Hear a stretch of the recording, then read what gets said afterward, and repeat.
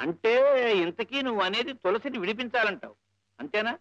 అవునరా మాధవ, తులసి ఎలాగైనా సరే ఈ కేసు నుంచి బయటపడాలి. ఎంత ఖర్చైనా నేను భరిస్తాను. అర్థమైందిరా.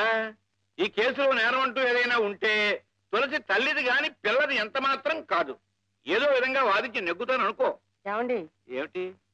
మజ్జిగ. ఉప్పు తక్కువేది ఇది. ఇప్పుడు నా పాయింట్ ఏమిటంటే, మీ ఇద్దరి సంగతి నాకు తెలుసు, కానీ చుట్టూ లోకం అంటూ ఒకటి ఏడ్చింది కదా. ఒక ఎదిగిన కూతురు తండ్రి కలిసి ఒకే రిక్షాలో వెళ్తుంటేనే దిక్కుమాలింది చెవులు కొరుకుంటుంది కదా ఈ లోకం.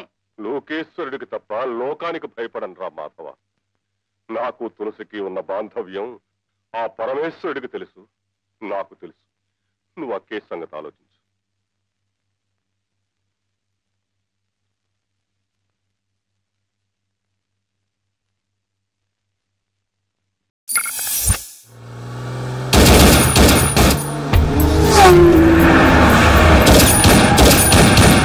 Estupendo, guerrero, emperrado,